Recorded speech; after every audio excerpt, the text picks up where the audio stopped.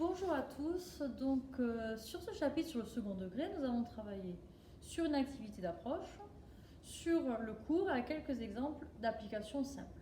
Cette vidéo va être la plus complexe puisqu'il s'agit de faire une démonstration sur le discriminant, c'est-à-dire pourquoi lorsqu'on a une forme du second degré de la forme ax carré plus bx plus c égale 0, pourquoi lorsque le delta qui vaut b carré moins 4ac, pourquoi lorsque ce delta est positif, cette équation admet deux solutions. Lorsque mon delta est égal à 0, pourquoi cette équation n'admet qu'une solution, et ainsi de suite. Donc là, on est dans une étape un peu plus complexe puisqu'il va s'agir de faire une démonstration. Donc pour comprendre cette démonstration, nous n'allons pas partir d'une forme développée de la forme ax carré plus bx plus c, mais nous allons partir de la forme canonique. Donc ici, on va partir d'une forme canonique. On va poser donc f de x qui vaut a facteur de x moins alpha au carré plus bêta. Alors je rappelle, alpha et bêta sont les coordonnées du sommet de notre parabole. D'accord? Avec alpha qui vaut moins b sur 2a et bêta, ici, qui est l'image d'alpha par la fonction f. On va raisonner maintenant par disjonction de cas. Donc, premier cas, je vais choisir A positif. Alors ici, regardez. A facteur de x moins alpha au carré plus bêta. Ici, que va-t-il se passer? On va s'interroger à quel moment on va pouvoir trouver que ceci est égal à 0. Alors, qu'est-ce qui se passe? Ici, vous avez que votre x moins alpha au carré, comme il y a le carré, c'est toujours positif, on a pris A positif. Donc, ceci est strictement positif, rappelez-vous, dans le cours qu'on a précisé que A était toujours non nul. Et là, qu'est-ce qu'on va avoir? On va avoir, si votre bêta est positif, positif plus strictement positif, ça ne peut pas être égal à 0, on n'aura aucune solution. Pardon. Si votre bêta ici, il vaut 0, là on va avoir A facteur de x moins alpha au carré qui est égal à 0. A étant strictement positif, on n'aura qu'une solution qui sera alpha égale 0. On commence à voir où on veut aller. Et on aura deux solutions si notre bêta il est négatif. Pourquoi? Parce qu'on va pouvoir compenser. Donc ici, est-ce qu'on n'a pas les trois cas comme pour le discriminant? Donc ici, regardez. Si on va appeler cette équation l'équation E. Donc ici, si bêta est positif, alors on n'aura que E aura 0 solution.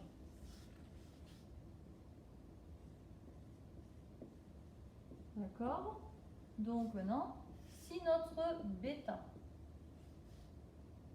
est négatif, alors E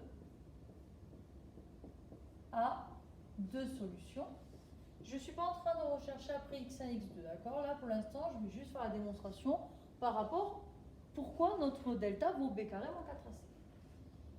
Et enfin, si bêta égale 0, alors on n'aura que E a une seule solution. Donc mon objectif là, c'est de calculer ma valeur de bêta. Alors rappelez-vous que bêta, ici, elle vaut f de alpha. Alors je rappelle que f de x admet forcément une forme développée qui est ax carré plus bx plus c.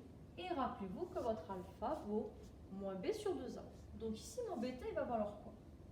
Il va valoir a facteur de moins b sur 2a le tout au carré. D'accord? Je remplace x par la valeur alpha, plus b facteur de moins b sur 2a, et mon dernier plus c. Je vais donc me retrouver avec a fois b au carré sur 4a au carré, d'accord? 2a multiplié par 2a, ça fait bien 4 fois au carré. Le carré se met à la fois sur le numérateur et le dénominateur. Moins b au carré sur 2a plus c. Et là, réflexe que vous devez absolument avoir cette année, c'est le réflexe de tout mettre au même dénominateur. Donc je vais choisir 4a au carré. Donc je vais avoir du fois 2a fois 2a. Et ici, je vais avoir fois 4a au carré, 4a au carré. D'accord? Donc on retient ceci. Et on va retrouver que notre bêta, ici, va valoir AB au carré moins 2AB au carré plus 4A au carré fois C sur 4A au carré. On simplifie. Ici, on va se retrouver avec du moins AB au carré plus 4A au carré fois C sur 4A au carré. Et on avait vu que selon la valeur de bêta, eh bien, on avait un nombre de solutions. Alors ici, rappelez-vous, on avait dit si bêta est positif, alors on a 0 solution à l'équation E1. Alors ici, qu'est-ce qu'on a? Je vais ici me dire, 4a au carré, il est positif. Je vais m'occuper de mon numérateur. D'accord? Donc mon numérateur, ce que je vais faire, je vais factoriser par moins a. Donc je vais me retrouver avec moins a, facteur de b au carré, moins 4ac, avec 4a au carré. 4a au carré est positif. Qu'est-ce qu'on a fait? Disjonction de cas. J'ai pris a positif, donc moins a est négatif. Donc la façon pour avoir bêta positif, il faut que b au carré moins 4ac soit négatif. Tiens, b carré moins 4ac, c'est notre delta.